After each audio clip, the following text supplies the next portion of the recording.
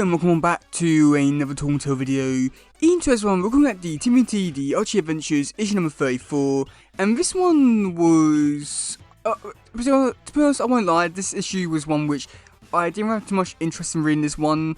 With everything that happened in the last issue, the Charlie Llama and all that kind of stuff, it didn't really leave me wanting to know what happened next, and I think it was partly down to the fact that I didn't know sort of what happened, but at the same time, not a very good memory of what actually happened properly. So going into this one, I sort of knew what to really expect, but at the same time, I just couldn't care less with this one.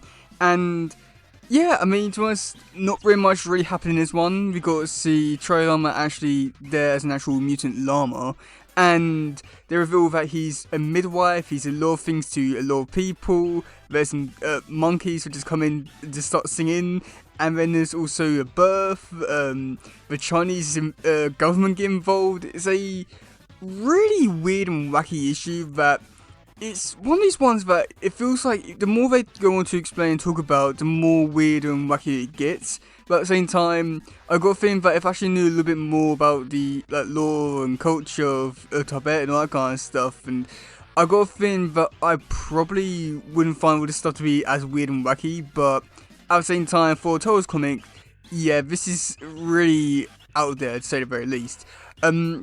So let's actually get into this one.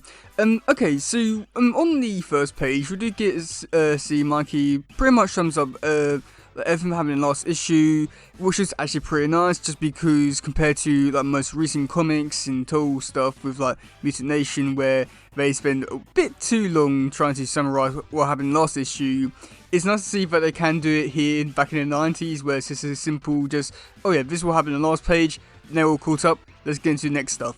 That was pretty nice to see compared to some modern stuff. But then we do get to see this woman. She comes up and then she goes on to explain that she's having she's pregnant and she's about to give birth, and she was coming up to see the Charlie Llama just so that the Charlie Llama could be a midwife towards her and can help her get through the birth and that kind of stuff. And Spencer goes on to reveal that Charlie Llama is a lot of things to a lot of different people, so that's pretty interesting.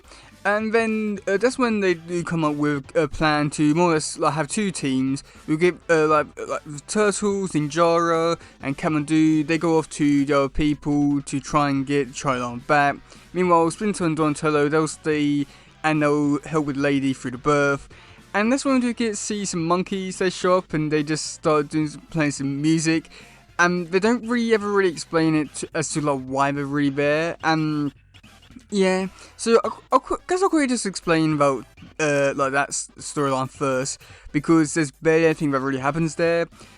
Basically, throughout the entire issue, you just get to see her just give birth to a baby, and then at the end of the issue, it's revealed that this new baby is the new reincarnation of Charlie Llama, which, I mean, I thought that was pretty cool to see that they're bringing in the reincarnation kind of things and all kind of stuff. Pretty nice.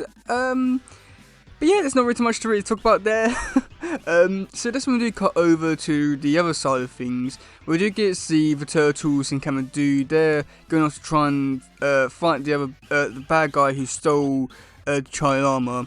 And Kamadou reveals that the Chinese government have got involved with all this kind of stuff because of an invasion happening, I think it was 1959 or something along those kind of lines. And we do get to see this mist that comes around, and it separates everyone up really. And we do get to see the Leo, Mikey, Kamadou. They fight this skeleton guy, and then they decide to go into the this palace kind of thing. And then this is where things go. I was a little bit bad. I want to say just because how fast they sped things up. Just because this person who the villain, I'm not too sure to really give him a name or anything like that. It goes on to reveal to the Turtles that the reason why I stole Charlie Llama was just so that they can take Charlie Llama, put him on live TV, and say that, oh yeah, Charlie Llama is being lied to you and all that kind of stuff. And he wants to get the people, everyone in the world, to just start supporting the Chinese government instead of Charlie Llama, and it's gonna make him look like a fool. Yeah, that's weird, but then they weirdly allow Kamadou to go over to the to Charlie Llama. And the Charlie Llama reveals that he needs to have a sleep, and he was asking about the girl and the baby and all that kind of stuff. and then the Charlie Llama just sleeps, and that's when it's revealed that the Charlie Llama died, and then yeah, they just beat up the the villain because he was annoyed that that like the Charlie Llama died, so that he can't use his plan, all that kind of stuff. It was just a weird issue of how things ended, but it was amusing to say the very least. And this one we do get to see all the characters. They return back to the Charlie Llama's palace, and that's when it is revealed here in the actual issue that it's Charlie Llama and all kind of stuff. And Mark Spencer goes on to say that he will eventually return back to this place just so that he can meet his master again. And that's pretty much where we do leave this issue off for this, for now at least. And yeah, so I have to say that overall for this issue, it was definitely a very unique issue, and very unique and weird and wacky compared to other told stories, to say the very least. When comparing it to like other stories in like this universe or any other universes, it's a lot more weirder when he started bringing there's like reincarnation, a Charlie Llama, we've got skeletons, we've got the Chinese government involved in this kind of stuff. There's a lot of weird and wacky stuff that if you go on to talk about it for a long while, it definitely becomes a lot weirder the more they talk about it. But I thought that's also what that adds to this a lot of charm to it as well.